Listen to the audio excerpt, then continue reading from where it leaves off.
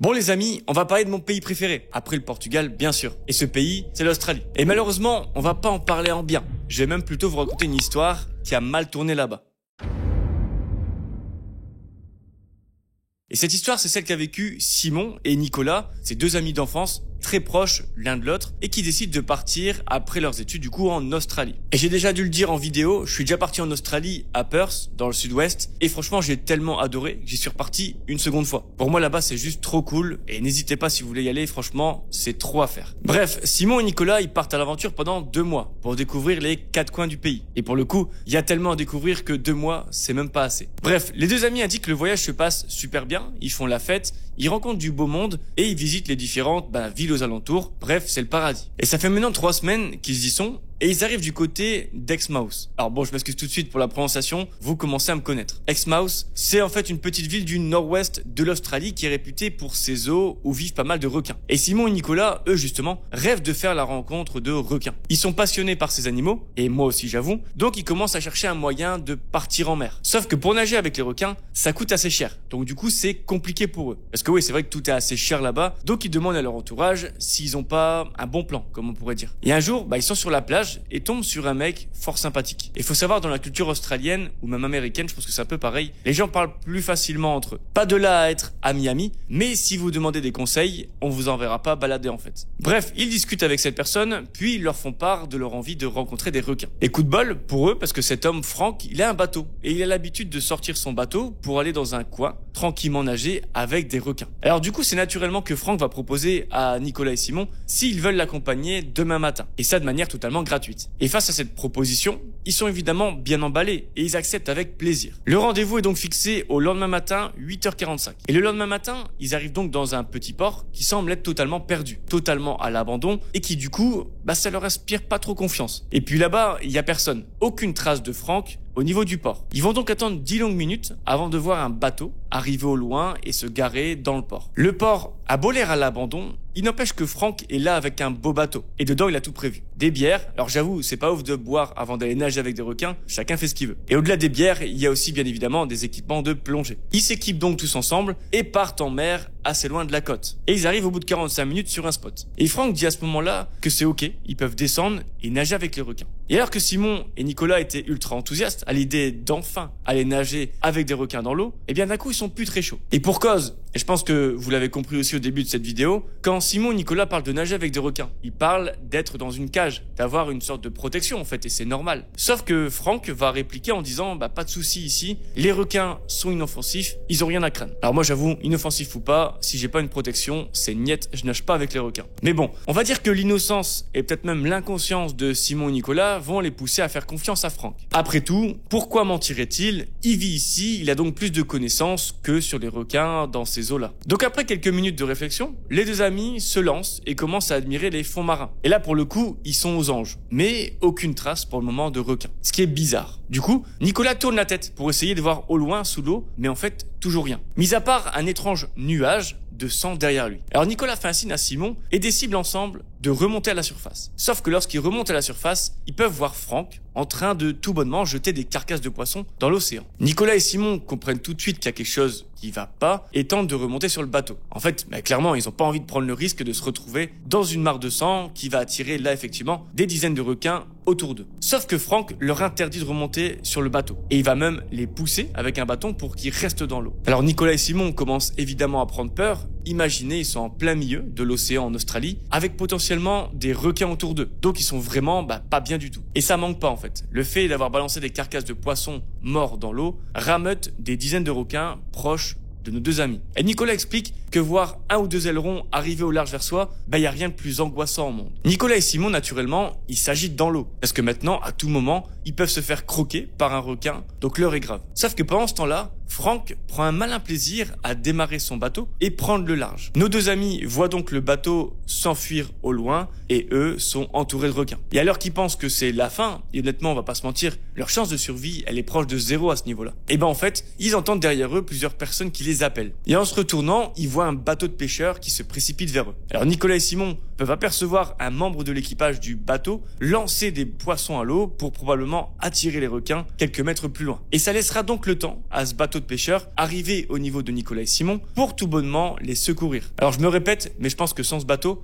je serais pas là en fait en train de vous raconter cette histoire. Donc la fin se termine plutôt bien. Ils sont ramenés dans un port, alors pas un port abandonné cette fois-ci, mais ils sont sains et saufs. Sauf que malheureusement, ils n'auront pas pu savoir pourquoi ce Frank leur a fait ça. Ni même si il a déjà fait ça avec d'autres personnes auparavant. Et en tout cas, je pense qu'ils ont réalisé leur rêve de nager avec des requins, mais honnêtement, je pense pas que c'était de cette façon-là qu'ils voulaient que ça se passe. Bon, et bien fin de cette première histoire qui me touche beaucoup, car moi j'adore l'Australie. Alors autant vous dire qu'une histoire qui se passe là-bas, j'étais obligé de la raconter. Et maintenant que c'est fait, place à la seconde histoire de cette vidéo. Alors petit aparté, si tu veux encourager gratuitement la chaîne, le meilleur cadeau que tu puisses me faire, c'est de mettre ton plus gros like sur cette vidéo. Je dis ça, je dis rien. En attendant, je te laisse reprendre la vidéo.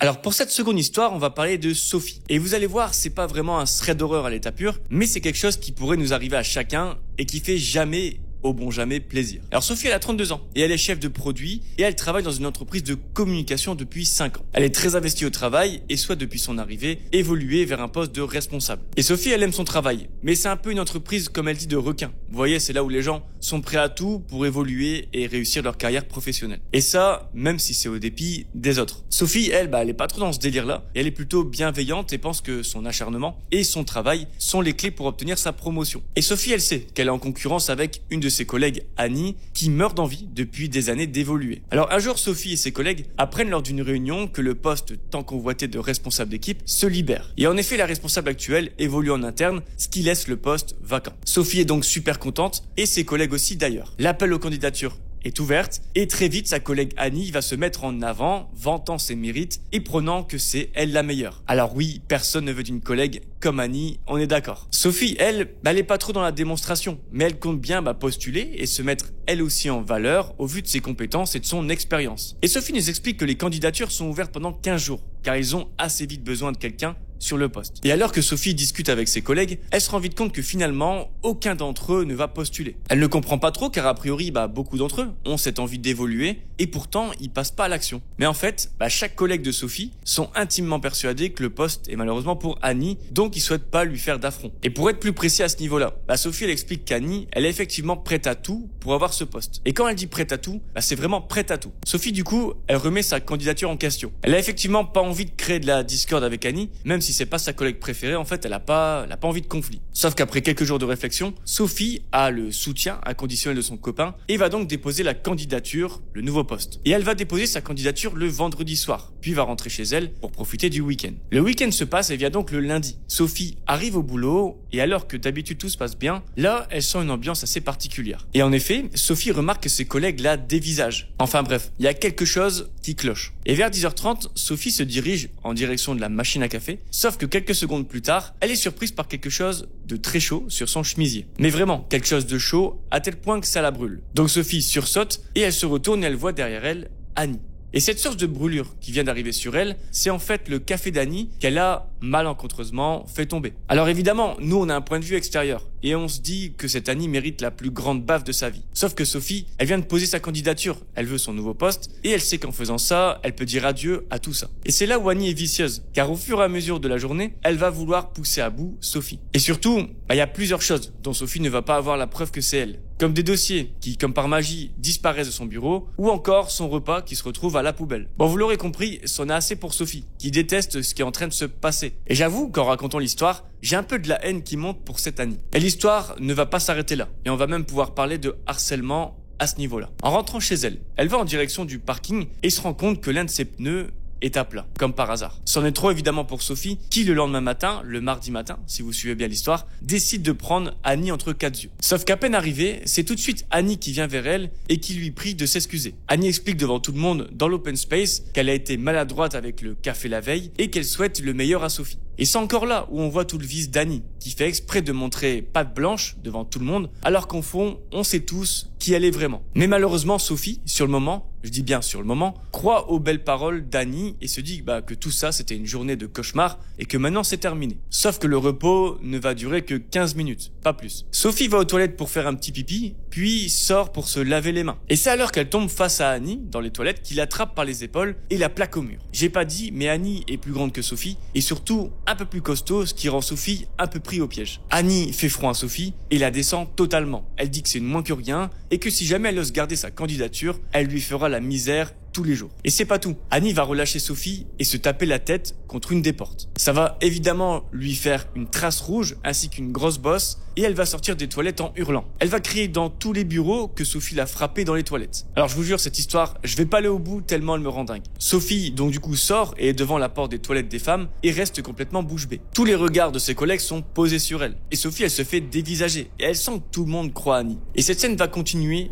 tout au long de la journée. Personne ne va adresser la parole à Sophie. Tout le monde va même continuer à jeter des regards pesants sur notre amie Sophie. Et évidemment, cet incident va s'ébruiter tellement que sa responsable vient à 13h la voir pour lui donner rendez-vous dans son bureau à 17h. Et Sophie, elle sait que c'est grave. Elle sait que malgré tout ce qu'elle va dire, elle sera tout bonnement virée. Et ça sent clairement l'injustice pour Sophie. Annie a vraiment réussi à évincer, si on peut dire, Sophie. Et Sophie va donc passer une sale journée jusqu'à arriver 17h. Elle se lève, la boule au ventre bien entendu, et se dirige dans le bureau de sa responsable. Et alors qu'elle pense prendre un savon, elle voit sa responsable ainsi qu'Héloïse, une jeune stagiaire. Et Sophie ne comprend pas et s'assoit pour le rendez-vous. Sa responsable donne la parole à Héloïse, qui visiblement avait quelque chose à dire. Et celle-ci raconte que ce matin, elle était dans les toilettes des filles pendant que l'altercation a eu lieu. Elle va donc rétablir la vérité sur Annie en disant qu'elle a menacé de bout en bout Sophie jusqu'à se taper la tête sur sa propre cabine de toilette avant d'aller hurler dans l'open space. Alors évidemment, Sophie se sent d'un coup soulagée d'entendre enfin la vérité sortir de la bouche de quelqu'un. C'est donc tout naturellement que sa responsable va ensuite se lever et dire à Sophie et à Héloïse de se joindre à elle. Sa responsable va leur prendre la parole et annoncer à tout le monde la vérité sur cette affaire et rejeter la faute à la principale concernée,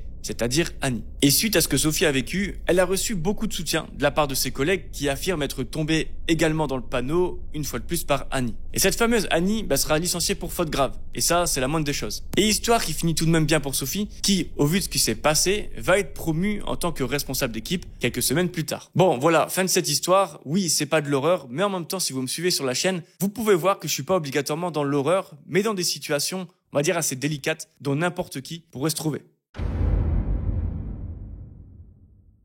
Bon, maintenant, place à la troisième et dernière histoire de cette vidéo. Et les amis, pour cette troisième et dernière histoire, on va aborder l'histoire d'Elliot, un garçon de 29 ans. Et Elliot, il a une passion un peu particulière qui tourne autour des oiseaux. Alors je dis assez particulière parce qu'elle tourne autour des perroquets. Et j'avoue que c'est pas commun. Il faut savoir qu'il est plutôt connu dans son petit village en France car il sort régulièrement avec son perroquet. Il utilise un harnais spécial pour ça et dès qu'il le peut, il amuse les passants dans les rues. Elliot précise que c'est vraiment un petit village et que tout le monde se connaît. Donc tout le monde s'arrête pour saluer Elliot et voir son perroquet. Et un jour, alors qu'il se promène avec son perroquet, il est subitement arrêté par un homme qui s'intéresse tout de suite à son perroquet. Alors pour l'instant, chose habituelle car je pense que moi-même je m'arrêterai pour poser plein de questions à Elliot, sauf qu'Elliot nous explique qu'immédiatement l'homme s'intéresse à son perroquet mais vraiment beaucoup. Il semble vraiment passionné à tel point qu'ils vont discuter pendant presque 1 heure. Et Jesse, c'est le prénom de cet homme, eh bien il se montre alors très attentionné envers le perroquet. Elliot, lors de leur discussion, va préciser que le perroquet est une femelle et est donc enceinte. Et a priori, elle devrait mettre bas très bientôt. Bref, Elliot et Jesse vont reprendre chacun leur route, mais avant de se quitter, ils vont échanger leur réseau pour garder contact. Et en rentrant chez lui le soir, Elliot découvre que Jesse l'a rajouté sur Instagram. Sauf que le profil paraît vraiment vide.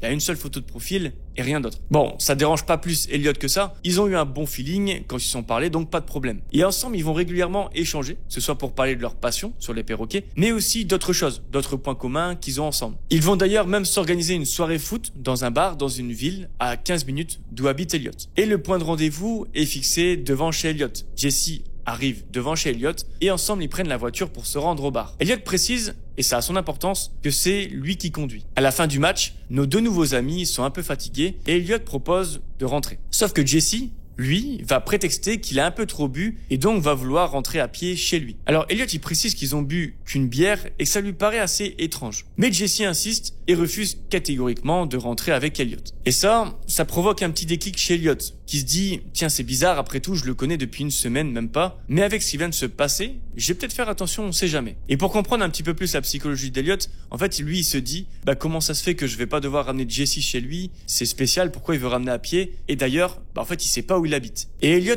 vous allez voir par la suite, en fait, il fait bien d'être de plus en plus prudent avec son nouvel ami, car celui-ci commence, dans les jours à venir, à être de plus en plus présent et intrusif dans sa vie. C'est donc naturellement que plusieurs fois par semaine, Elliot va rentrer du boulot et voir Jesse devant chez lui pour discuter. Et Elliot, c'est quelqu'un de gentil, donc il n'arrive pas vraiment à s'en débarrasser poliment. Quelques jours vont passer et Elliot va poster sur les réseaux la naissance de ses petits perroquets. Parce que oui, je vous rappelle, sa femelle perroquet du coup était enceinte. Et suite à ça, il va recevoir un appel de Jesse pour le demander s'il peut venir les voir. Malheureusement, Elliot a le même problème que moi, c'est-à-dire qu'il sait pas dire non. Au téléphone, il va donc dire qu'il peut passer ce soir, mais pas longtemps car il doit se coucher tôt. Vient donc le soir et Jesse arrive chez Elliot. Il rentre chez Elliot et il est émerveillé par les bébés perroquets. Il demande à Elliot s'il peut prendre quelques photos, quelques clichés, car ils sont juste magnifiques. Elliot, encore une fois, est assez gêné, mais laisse Jesse faire. Franchement, cette histoire, elle devient de plus en plus malaisante, vous trouvez pas? En fait, Elliot remarque également que Jesse, entre 2-3 clichés de ses perroquets, prend en photo son salon. Et les derniers ressentis d'Elliot se confirment et il se dit que c'est vraiment trop bizarre. Et tout va s'accélérer 2 jours plus tard. Et alors qu'Elliot est en train de faire ses courses, il reçoit un appel à nouveau de Jesse qui lui demande s'il est chez lui. Elliot répond donc que non, et ça l'arrange bien, car il avait pas envie de voir Jesse aujourd'hui. Et c'est tout, la conversation prend vite fin. Sauf qu'en rentrant chez lui, une vingtaine de minutes plus tard, Elliot remarque au bout de la rue une camionnette sortir de son allée. Elliot est donc au bout de la rue, il accélère et remarque que c'est Jesse qui est au volant de cette camionnette et qui sort bien tout droit de l'allée donnant sur sa maison. Et là, Elliot, il sait que quelque chose de très louche vient de se passer. Il décide donc non pas de coller au cul de la camionnette, mais plutôt de suivre de manière furtive pour pas que Jesse le voie.